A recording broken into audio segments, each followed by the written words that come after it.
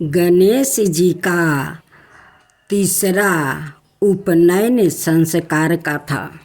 बालक महोत्कट गणेश जी के विभिन्न अवतारों में से एक नाम द्वारा उदित और धुंधर जैसे दुर्दत्त असुरों के मारे जाने का समाचार जंगल की आग की तरह चारों दिशाओं में फैल गया।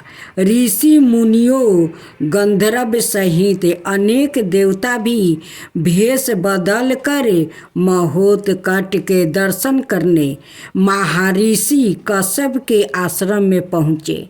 तब तक महोत्कट 5 वर्ष के हो चुके थे। उनके उपनयन संस्कार की तैयारी की जा रही थी। जिस समय महर्षि कश्यप के आश्रम में महोत्कट का उपनयन संस्कार चल रहा था, उस समय असुर नारातक की राजसभा में उन्हें मारने के लिए और ही षड्यंत्रों रचा जा रहा था। नारातक ने अपने 5 विशेष असुरों को आदेश दिया। विघात, पिंकाक्ष, विशाल, पिंगलक, चपल, तुम पांचों तुरंत ब्राह्मणों का भेष बदल कर कश्यप के आश्रम में पहुंच जाओ। उपनयन करने वालों ब्राह्मण में शामिल हो जाओ। फिर मौका पाकर उस बालक को समाप्त कर देना। अत्यंत चकित हुआ 5 छलिया राक्षसों को क्षण भर में ही इस बालक ने कैसे मार डाला, यह बात समझ में नहीं आई। क्यों भूभार हरण करने के लिए परमात्मा ने ही अवतार ग्रहण किया है। ब्रह्मादि देवगण परम प्रभु विनाशक देव की लीला समझकर उन पर सुगंधित पुष्पों की वर्षा करने लगे। तदंतर महोत्कट का उपनयन संस्कार हुआ। महर्षि कश्यप ने सवाए उन्हें गायत्री मंत्र दिया।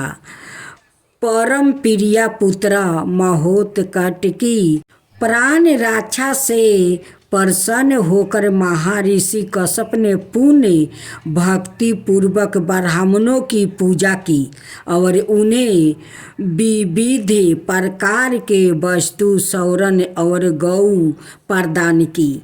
इसके बाद 71 समुंदर के बीच महर्षि वशिष्ठ अत्यंत स्नेह पूर्वक विनायक का हाथ पकड़कर उन्हें ब्रह्मा के पास ले गया। ब्रह्मा ने अपने कमंडलू के जल से उन पर तीर्थों का जल छिड़का और सादा खिला रहने वाला परदम पुष्प उन्हें प्रदान किया।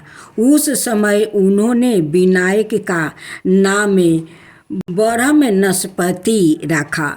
फिर देव गुरु बृहस्पति ने भी विनायक की पूजा करके उन्हें भारभूति नाम प्रदान किया।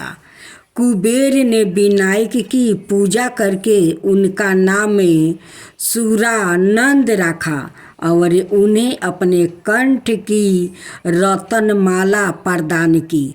वरुण ने अपना पासा प्रदान कर उन्हें सबर प्रिया नाम दिया। भगवान शंकर ने भी त्रिशूल और डमरू देकर उन्हें विरूपाक्ष का और फिर उन्हें भालचंद्र नाम से संबंधित करते हुए चंद्रकाला दे दिया। परशुराम की माता रेणुका ने बालक को परशु प्रदान किया और परशुहंस नाम रखा। फिर उनकी पूजा करके उन्होंने वाहन के लिए सिंह देकर उन्हें सिंह वाहक नाम दिया। दीर्घ भेषधारी समुंदर ने उन्हें मालाएं भेंट की। उन्होंने उनका नाम फणिराज सन रखा। अग्निदेव ने उन्हें अपनी जलने वाली शक्ति प्रदान की और नाम रखा धनंजय। बाहुदेव ने अपनी शक्ति देते हुए उनका नाम प्रभंजन रखा।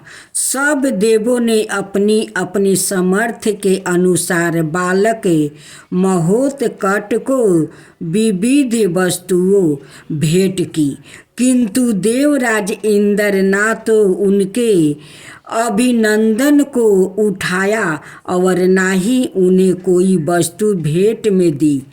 एक तो वह पहुंचा भी देर से था और दूसरे उसने उन असुरों को जलते हुए देखा भी नहीं था। वास्तव में देवराज इंद्र को अपनी शक्तियों का अभिमान हो गया था और इस समय वह यही सोच रहा था, यह देव और ऋषिगण व्यर्थ ही एक बालक को इतना महताव देते हुए इसका सम्मान कर रहे हैं। मुझे तो इस बालक में कोई विशेषता दिखाई नहीं दे रही है, सिवाय इसके कि यह महर्षि कश्यप और माता अदिति का पुत्र है।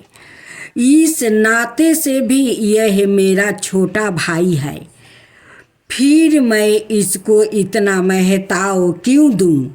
महोत्कट शायद इंद्र के मन के विचारे भाप गया था। उनके नेत्रों से अग्नि की चिंगारी सी फूटने लगी। अचानक एक तेज झंझावट उठा और इंद्र को उठाकर दूर ले जाकर पटक दिया। रंग में भंग पैदा हो गया। आश्रमवासी किसी अनिष्ट की आशंका से घबरा उठे। इंद्र ने आंखें खोली तो उन्होंने महोत्कट के रोम रोम में आनंद, ब्रह्मांड और भगवान का विराट रूप देखा। वह मन में ही मने मने वो सोचने लगा, हे प्रभु, मैं यह क्या देख रहा हूँ? महोत्कट के रोम रोम में समूचे ब्रह्मांड के दर्शन हो रहा है। क्या सचमुच महोत्कट भगवान का ही एक रूप है? अवश्य ऐसा ही है। मुझसे बड़ी भारी भूल हुई है जो मैं महोत्कट को साधारण सा बालक समझ बैठा। चल कर क्षमा मांगू, यह सोचकर इंद्र शर्मिंदगी से सिर झुकाकर महोत्कट के पास पहुंचा और अनेक प्रकार से स्तुति करके उसे शांति किया। कृपालु महोत्कट ने उसे क्षमा कर दिया। इस अवसर पर इंद्र ने उन्हें अपना अंकुशा और कल्प वृक्ष सहित अनेक वस्तुओं भेंट कर अत्यंत भक्तिपूर्वक उनको एक और नाम दिया, विनायक। फिर सब लोग प्रसन्नतापूर्वक अपने अपने धाम को पधारे। अब गणेश जी की चौथा अध्याय। एक दिन महर्षि कश्यप के आश्रम पर काशी नरेश पधारे। उन्होंने महर्षि कश्यप के चरणों में प्रणाम किया तो महर्षि ने उन्हें गले लगा लिया। भोजनादि के उपरांत विश्राम कर लेने पर महर्षि ने उनसे उनके आगमन का कारण पूछा। कहिए काशी नरेश, सब कुशल तो है ना? किसी कारण आपका आगमन हुआ है? काशी नरेश ने विनय पूर्वक कहा, राज्य में तो आपकी कृपा से सब कुशल है। महर्षि, मैं तो आपके पास एक व्याकृत आयोजन के लिए आया हूँ। महर्षि बोले, जो भी बात है निसंकोच कहिए। राजन, मुनि वर, मैंने अपने पुत्र के विवाह का निश्चय किया है। आप मेरे कुल पुरोहित हैं। चल कर विवाह के इस मंगल कार्य को पूर्ण करवाए। महर्षि कश्यप ने अपनी असमर्थता प्रकट किया और बोले, राजन, मैं चतुर्मास व्रत के अनुष्ठान में व्यस्त हूँ, अत इस समय आश्रम से बाहर जाना मेरे लिए संभव नहीं, लेकिन आपका कार्य अवश्य संपन्न होगा। लेकिन कुल पुरोहित के बिना वैवाहिक कार्य कैसे संपन्न होगा? मुनिवर, महर्षि बोले, आप मेरे पुत्र महोत्कट को अपने साथ ले जाइए, यह सभी कार्य संपन्न कर देगा। महोत्कट तो अभी बालक मात्र ही है, संस्कार विधि विधान का इसे ज्ञान कहाँ होगा? काशी नरेश बोले, महर्षि ने कहा, महोत्कट की आहु का विचार करते हुए हिचकिचाहट में ना पड़े। राजन, यह अभी से सभी शास्त्रों का गाता है, यह सभी कार्य कुशलता पूर्वक संपन्न कर देगा। पुत्र को काशी नरेश के साथ भेजते हुए माता अदिति हिचकिचाई, लेकिन मुनि के दृढ़ निश्चित के आगे उनकी एक न चली। महोत्कट काशी नरेश के साथ चल पड़े। काशी नरेश का रथ घने जंगल में उस जगह पहुंचा जहां रुद्रकेतु का महाबलवान छोटा भाई नरातक का चाचा धूम्राक्ष सूर्यदेव की कठोर तपस्या कर रहा था। संयोगवश जिस समय काशी नरेश का रथ वहाँ पहुँचा, ठीक उसी समय सूर्यदेव धूम्राक्ष की कठोर तपस्या से प्रसन्न होकर उसके सामने प्रकट हो रहे थे। काशी नरेश ने रथ रोकवाया। महोत्कट और काशी नरेश दोनों रथ से उतर कर इस अलौकिक दृश्य को देखने लगे। सूर्यदेव धूम्राक्ष से कह रहे थे, मैं तुम्हारी तपस्या से प्रसन्न हूँ, बस वर मांगो। धूम्राक्ष बोला, प्रभु, आप मेरी तपस्या से प्रसन्न है तो मुझे कोई ऐसा अजय अस्त्र दीजिए जिसे जब तक मैं अपने हाथ लिए रहूं कोई भी मुझे पराजित ना कर सके। सूर्यदेव ने तथास्तु कहकर आकाश की ओर हाथ उठाया।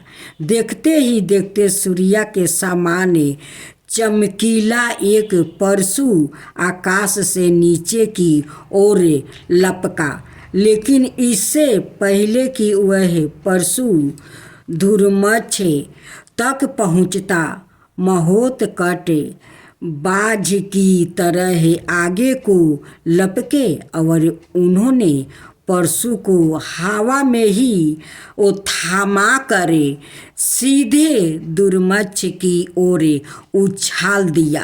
परशु सीधा धूम्राक्ष से टकराया और भीषण गर्जना के साथ धूम्राक्ष के दो टुकड़े हो गया। धूम्राक्ष के दो पुत्र जंघन और मनु अपने पिताजी की तपस्विनी से कुछ ही फासले पर अपनी सेना के साथ परवा डालते हुए थे। उन्होंने जब यह भयंकर गर्जना सुनी तो चौंक कर एक दूसरे की ओर देखने लगा।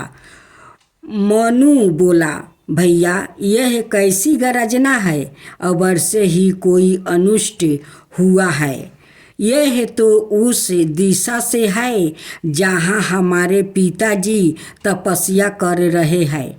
चलो चल कर देखते हैं, कहीं पिताजी की तपस्या में कोई विधन तो पैदा नहीं हो गया।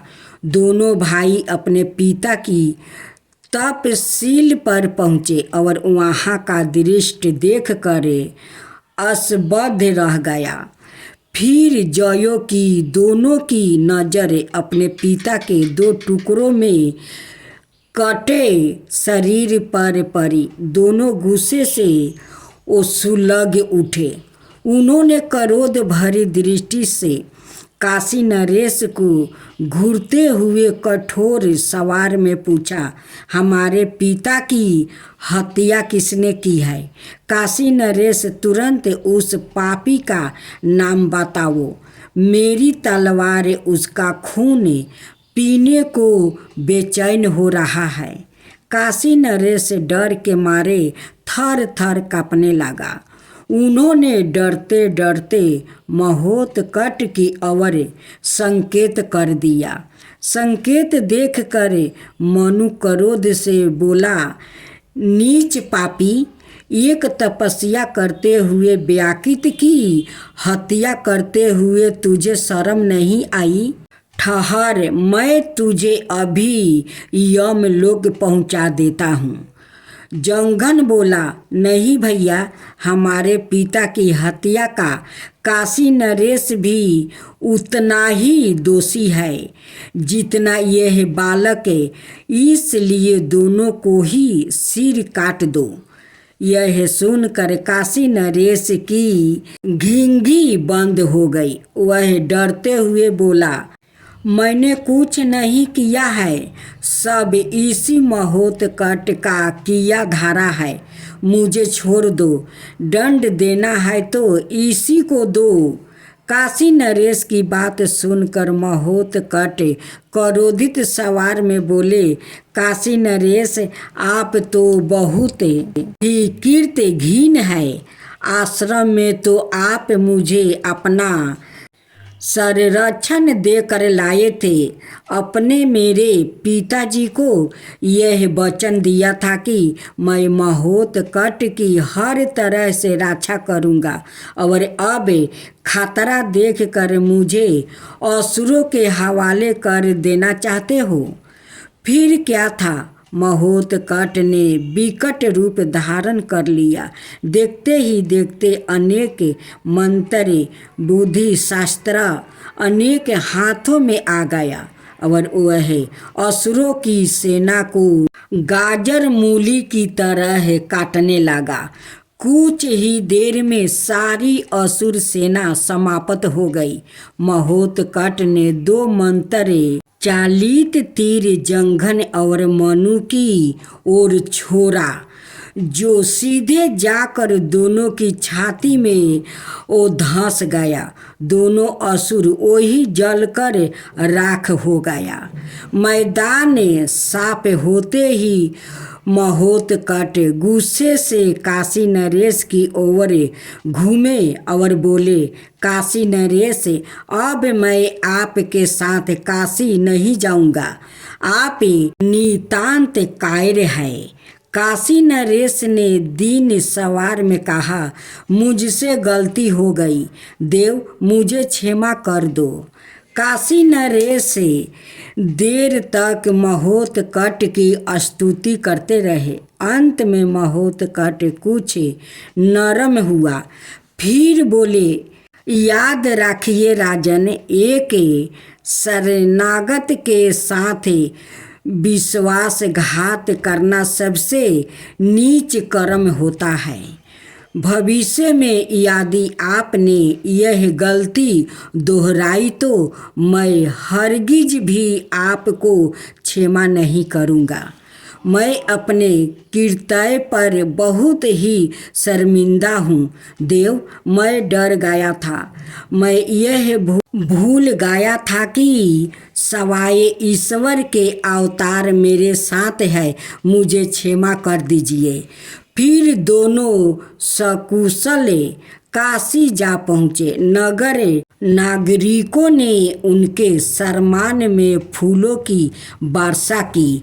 इधर तो काशी में उनका सम्मान हो रहा था और दूसरी ओर नरातक अपने दरबार में बैठा उन सैनिकों पर लाल पीला हो रहा था जो यह समाचार लेकर उस तक पहुँचे थे कि महोत्कच ने धूम मार्च जंघन और मनु का वध कर दिया है।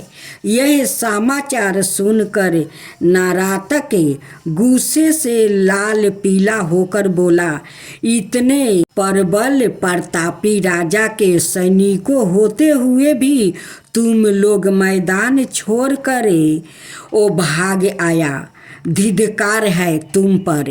एक सैनिक बोला, हम क्या करते महाराज, वह सिर्फ नाम का बालक है लेकिन है पूरा सूर्य। उसके पास ना जाने कैसे कैसे अमोघ अस्त्र है कि पलक झपकते ही उसने हमारी सेना का नाश कर दिया।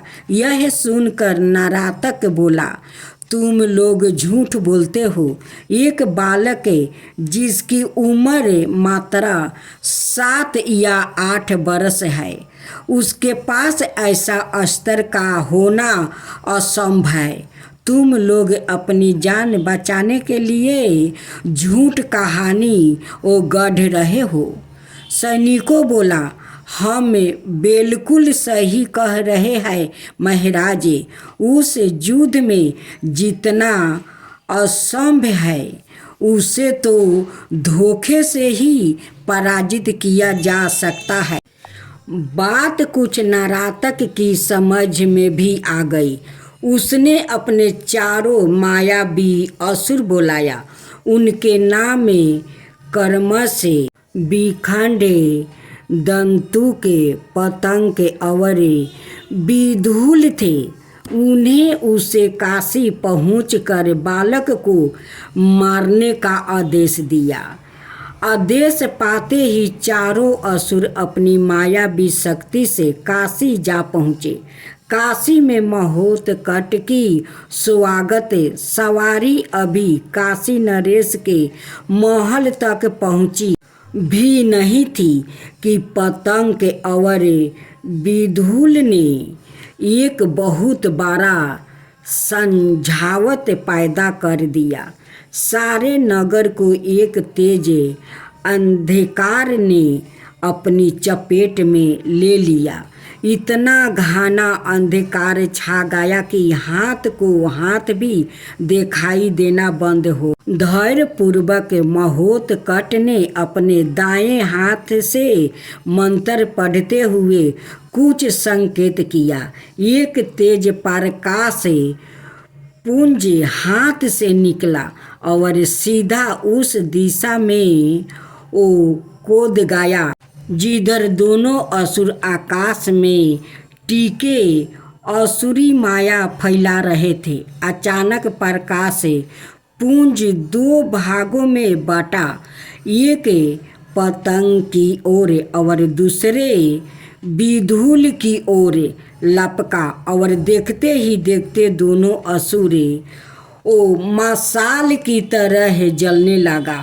दोनों असुरों के मरते ही मायावी लीला अपने आप समाप्त हो गई। वातावरण शमयान हो गया। आकाश यूं स्वच्छ हो गया जैसे कुछ हुआ ही नहीं हो। फिर काशी नरेश का रथ महल की ओर चल पड़ा, लेकिन कुछ ही दूर चलने पर बिघंट और तंदूर ने उनका मार्ग रोक लिया। उनके साथ 2 अनाए असुर भी थे, लेकिन वह महोत्कच के नज़दीक भी नहीं पहुंच पाया। महोत्कच के एक संकेत पर दोनों जल उठे। बाकी के उनको 2 सहायक जान बचाकर भाग खड़े हुआ। फिर नगर यात्रा में कोई बेबाधा नहीं आया। रथ महल के सामने पहुंचकर रुक। महिलाएं आरती करने लगी। बढ़ी तभी एक दूसरा बेवाधा सामने आया। नरातक के भेजे हुए 3 असुर वहां पहुंचे। उनमें से 2 ने विशाल गधों का रूप धारण किया हुआ था, जबकि तीसरा एक विशाल हाथी का रूप धारण किए हुए। तीनों भयंकर शोर करते हुए विनायक की ओर झपटे। विनायक क्षण भर में ही सारी बात समझ गया। उन्होंने हाथ से कुछ संकेत किए। एक बार फिर आकाश पुंज उनके हाथों से निकला और 3 भागों में वो बांटता हुआ तीनों असुरों की ओर लपका। देखते ही देखते तीनों असुर जल कर राख हो गया। नगरवासियों ने हर्ष से जय नादी किया। चारों दिशाओं विनायक की जयकारा महोत्कट की जय के नारा से गूंज उठी। नर नारी खुशी से नाचने लगी। काशी नरेश का कार्य विधन विनायक समाप्त कर